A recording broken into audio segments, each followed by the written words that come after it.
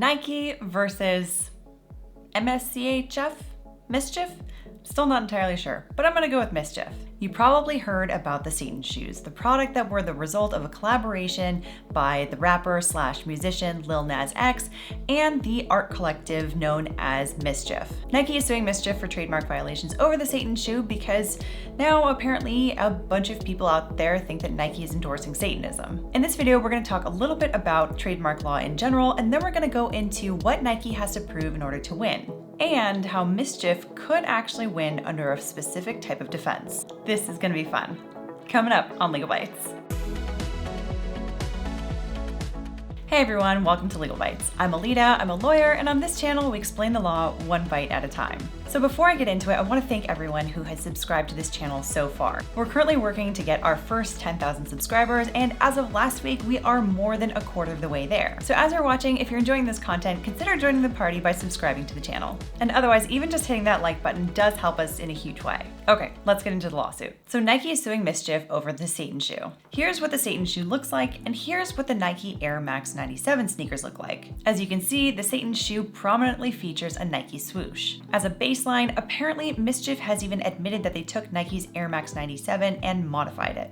Here's what they changed. First, Mischief added red embroidery on the sides that states Luke chapter 10 verse 18. Although there are a number of translations of the Bible into English, basically this chapter and verse refers to the moment in time when Satan is supposed to have fallen from heaven. Next, the Satan shoes show the number 6 and the numbers 666. Following that, Mischief added a circular pendant with a pentagram attached to the laces of each shoe. On top of that, they added a pentagram inside the shoe on the heel. Just as well, the tab at the top of the tongue has an inverted cross. The left shoe heel says Mischief, and the right shoe heel says Lil Nas X. And last but not least, the air bladder in the sole of each shoe has red fluid, apparently human blood. As you've probably put together, all of these modifications are essentially references to or symbols of Satan or Satanism. And as I'm sure you're aware, when the Satan shoes came out, there were many reactions by people on social media who were outraged by the idea that Nike apparently was endorsing Satanism.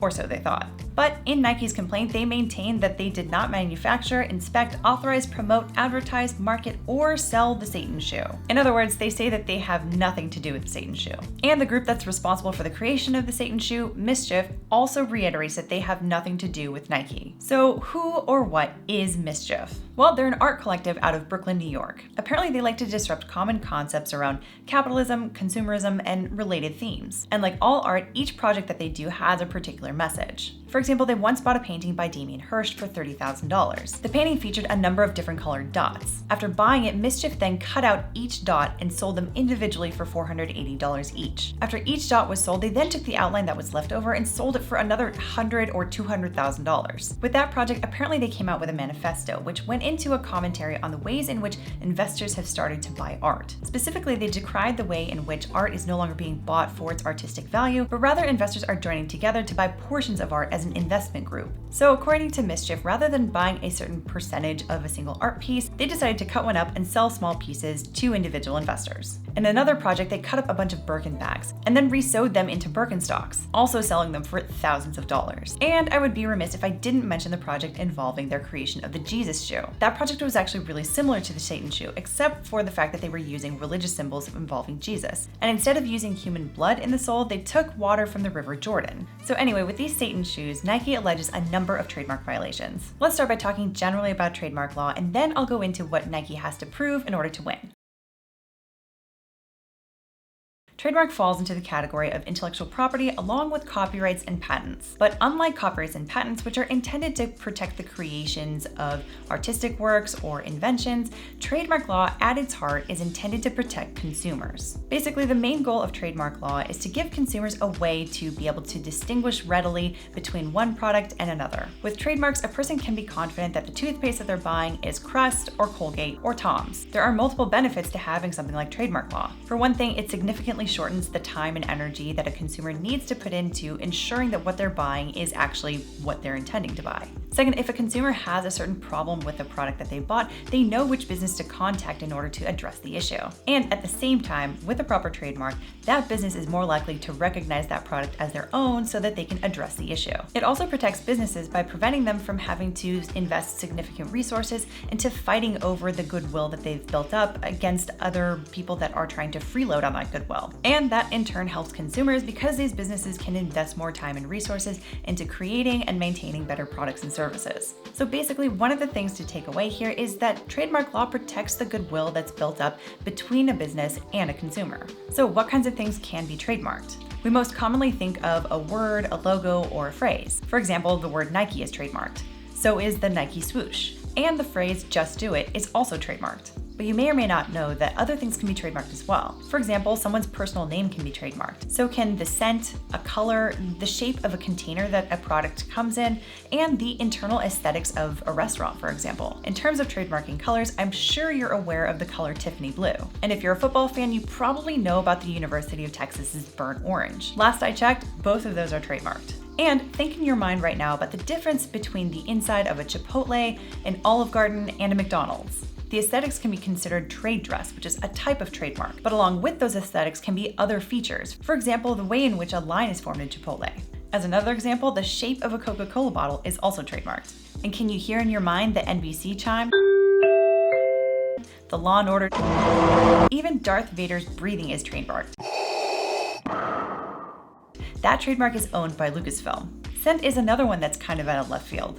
But marketing materials can be scented, that can be part of a trademark. Same thing with the actual product itself. There are threads that are scented that are trademarked. And I know it's probably been a long time since you've been inside a mall, but the last time you went past, not even inside, but past an Abercrombie & Fitch, do you remember the perfume that they have wafting out of there? Every single Abercrombie & Fitch smells the same. I'm pretty sure that's trademarked as well. Barring some exceptions, basically anything that you can think of that reminds you of a certain product or a certain company is possibly trademarkable.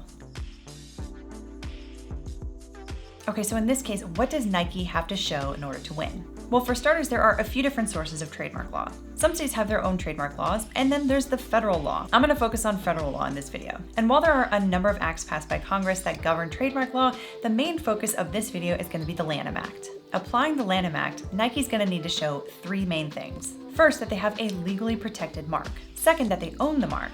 And finally, that mischief's use of the mark to identify goods or services creates a likelihood of consumer confusion. Looking at those three elements, we can probably all agree that Nike probably meets the first two. The shoes in question have a Nike swoosh, which is a legally protectable mark. And we all know that Nike owns that mark. So let's focus on the third element. This element, in turn, basically has three sub-elements. First, Nike has to show that Mischief is using the mark. Second, they have to show that Mischief is using it in interstate commerce. And finally, Nike has to show that Mischief's use is creating a likelihood of confusion. For the first sub-element, it is kind of clear that Mischief is using the Nike swoosh. It's featured pretty prominently on the Satan shoes. Second, Mischief distributed the Satan shoes through, I think, an app or through online sales, which distributed to all 50 states. Because of that, the second element is met. Now to that third sub-element, creating a likelihood of confusion. In most trademark cases, this is where the rubber hits the road. Note first that it says likelihood of confusion, not actual confusion. If there's evidence that consumers have actually been confused by defendants' use of the mark, that's certainly helpful because that's more than what they need to show. But they don't need to go that far. Now, a likelihood of confusion exists when consumers would probably assume that the plaintiff has something to do with the defendant's use of mark. There are several ways that courts will analyze this. When the allegedly infringing product competes directly with the plaintiff's product, courts are not likely to look very much further. If the two marks or the two products are sufficiently close enough, a court is likely to say that there is trademark infringement. And if the two goods are completely unrelated, then a court is likely to find that there's no infringement. For example, if there's some kind of a trademark dispute between Sephora, the makeup company, and Charmin, the toilet paper company, those two products are totally unrelated, and so a court would not be so likely to find trademark infringement. Now, if the two products are related but they don't really compete, the analysis becomes a little bit more complex. But because that doesn't seem to be the case here, I will leave that topic for another video. So let's apply these elements to this case. As I said before, the use element and the in-commerce element are likely to be met. Looking at the last element, the likelihood of confusion element, we have on the one hand Nike's Air Max 97s and on the other hand Mischief's Satan shoes. Basically, it's a shoe versus a shoe. Without question, these two products compete directly with each other. Because of that, this is actually fairly straightforward. There is a likelihood of confusion. So all of that together means that under the Lanham Act, a court is likely to find that the Satan shoes do infringe Nike's trademark. But wait, there's more. Even despite that conclusion, there is a possible defense. So trademarks are expressive, right? They're typically words or logos that we use in order to express a certain meaning. You look at a mark or you smell it or you hear it and it means something to you. And anytime we talk about expression in the law, the First Amendment is somewhere nearby hanging around. So in trademarks, the First Amendment actually can be used as a defense. Specifically, this is true in cases where a certain mark has become so big and so recognized that it's become a part of our cultural discourse or our cultural vocabulary. In other words, marks that have become so well recognized that they've essentially developed their own cultural significance on a broad scale end up having First Amendment implications. For example, there's plenty of case law saying that Mattel's Barbie doll has reached that level of significance. I'm a Barbie girl in the Barbie world, life in plastic, it's fantastic.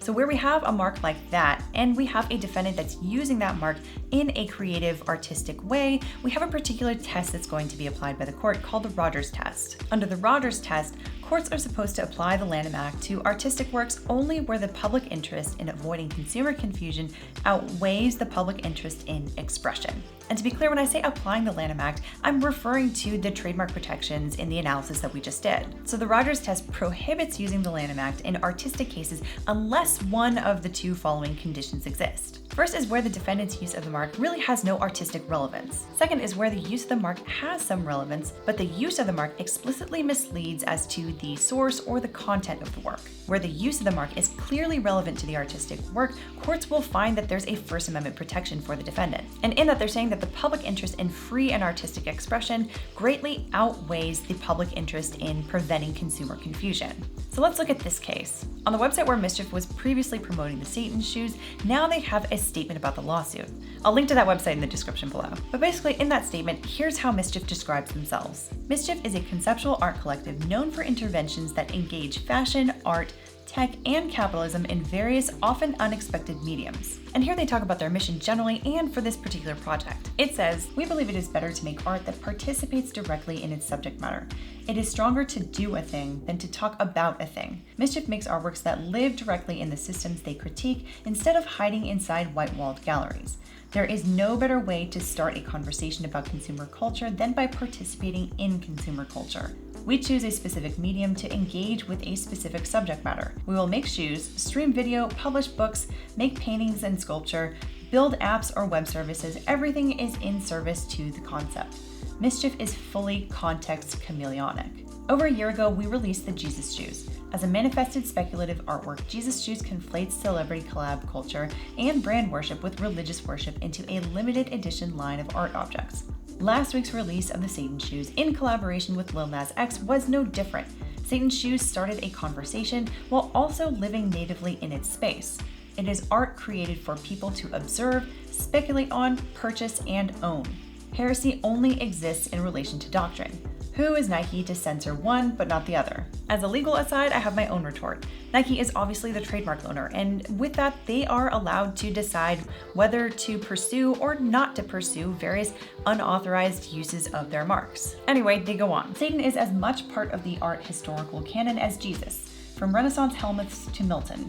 Satan exists as the challenger to the ultimate authority. We were delighted to work with Lil Nas X on Satan Shoes and continue this dialogue. We are not affiliated with Nike as we have consistently iterated to the press. We were honestly surprised by the action Nike has taken, and immediately after Nike's counsel sent us notice, we reached out but received no response. Mischief strongly believes in the freedom of expression, and nothing is more important than our ability and the ability of other artists like us to continue with our work over the coming years. We look forward to working with Nike and the court to resolve this case in the most expeditious manner. Given the current circumstances, this action by Nike will also prohibit Lil Nas X's Twitter giveaway for Satan Shoes Edition 666 from happening indefinitely.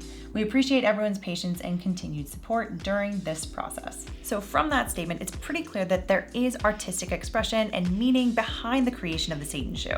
And on top of that, consider for a moment the fact that these shoes also made their debut in a music video for the song Montero, Call Me By Your Name, which was just released by Lil Nas X, who is the other collaborator in this case. Whether that song or that music video agrees with your personal sensibilities or not, that song/music video under the law is likely to be treated as artistic expression.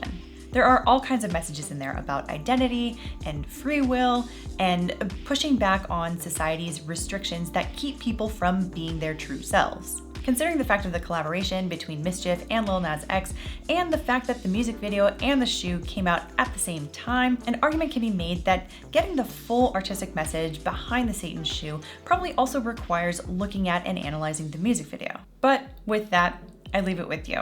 What do you think? Which of the two do you think outweighs the other here? The public interest in avoiding consumer confusion? In other words, the importance of Nike's trademark right? Or the public interest in free and artistic expression? In other words, MSCHF's use of the Nike swoosh in this way in order to make art. I'm no fan of Satanism. To be honest, it kind of makes me uncomfortable. But personally, I'm leaning towards MSCHF and the public interest in free and artistic expression. Do you agree or disagree, and why? Let us know in the comments below. Otherwise, I hope you found this interesting or informative, and if you did, we'd love it if you'd hit the like button. It does help us with the YouTube algorithm gods. And if you're new here and you want to see more content like this, consider subscribing and hitting the notification bell. That way you can find out when the next video is uploaded. See you in the next video.